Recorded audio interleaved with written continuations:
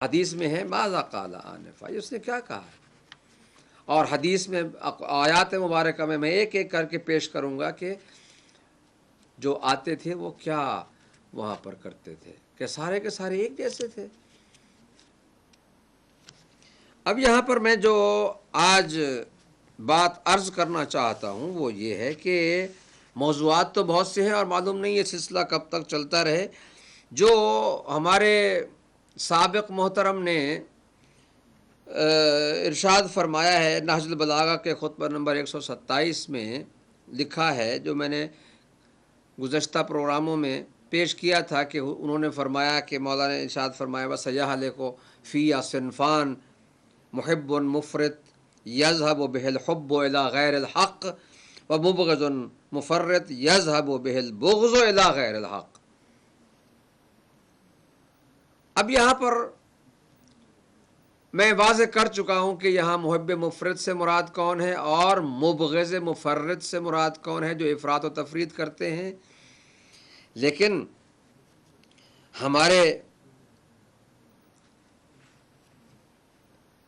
سابق محترم نے صنف کو فرقہ کہہ دیا،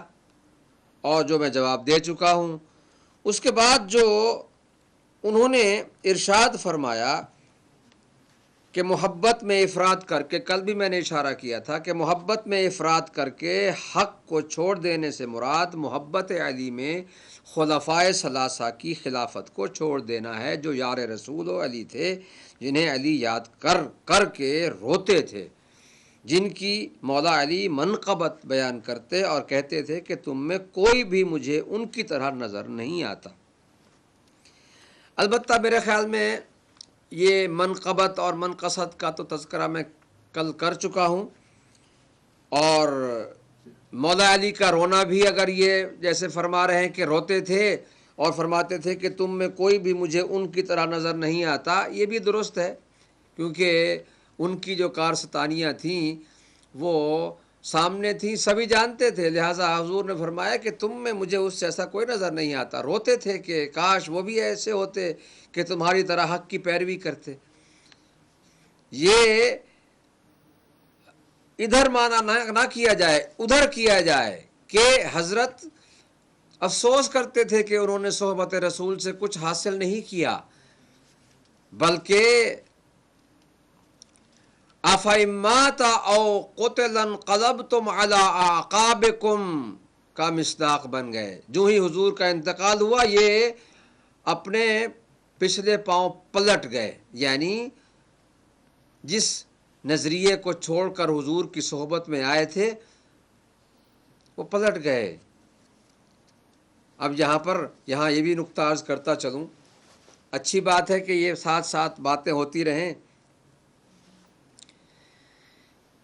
کہ اللہ تعالیٰ نے ارشاد فرمایا کہ افَإِمَّاتَ او قُتِلَ انقلبتم علی اعقابکم، اگر یہ مر جائیں، یعنی پیغمبر اکرم محمد مصطفیٰ صلی اللہ علیہ وآلہ وسلم کے حوالے سے ارشاد ہے کہ اگر یہ مر جائیں، موت آ جائے ان پر، یا قتلا یہ قتل کر دیے جائیں، انقلبتم علی اعقابکم تم پھر جاؤ گے اپنی پشتوں پر، اپنے پیچھے پاؤں پلٹ جاؤ گے۔ اب یہاں یہ بات واضح ہے کہ موت وہ شے ہے کہ جو پیغمبر اکرم بھی اس سے مستثنا نہیں ہے، اور حضور کی موت ہوئی، موت واقع ہوئی۔ اب یہاں پر بعض اصحاب نے،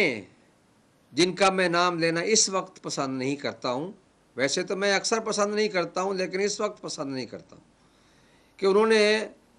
کہہ دیا کہ خبردار کوئی یہ کہے کہ محمد مر گئے، نہیں، محمد اسی طرح سے آسمان کی طرف چلے گئے ہیں جیسے عیسیٰ گئے تھے، یا جیسے موسیٰ علیہ السلام کو خداوند عالم نے اپنے پاس بلا لیا تھا اور وہ غائب ہو گئے تھے، اسی طرح سے محمد بھی گئے ہیں۔ بعض حضرات اسے محبت مصطفیٰ کی دلیل بناتے ہیں،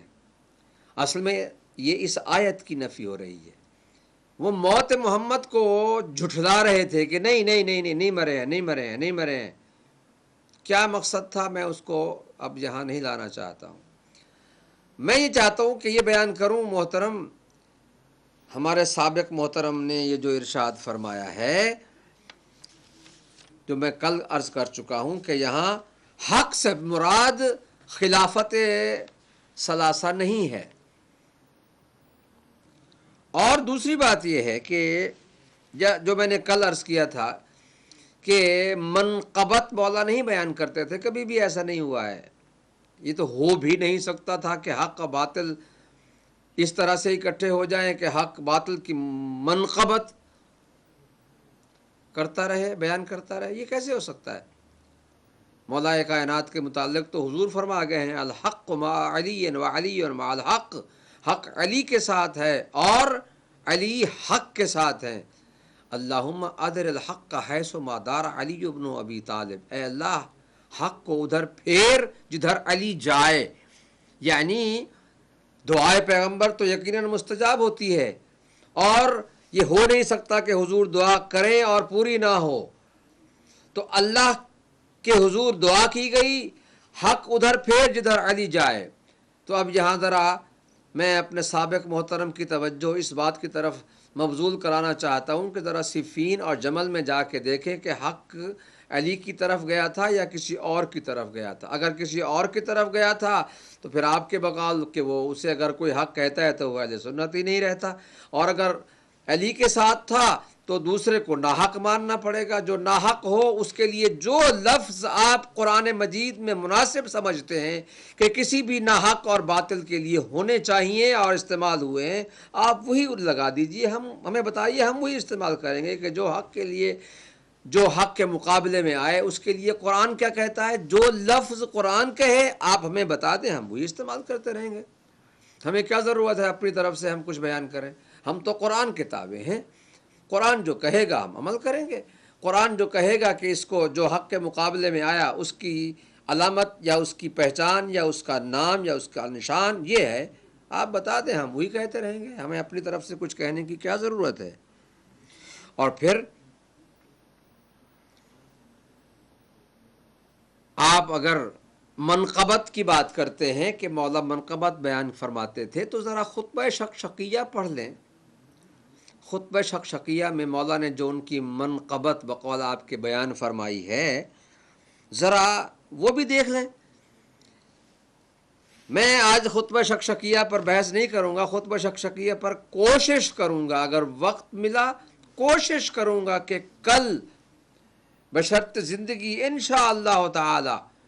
خطبہ شقشقیہ جو نہج البلاغہ کا مہم اور مضبوط خطبہ ہے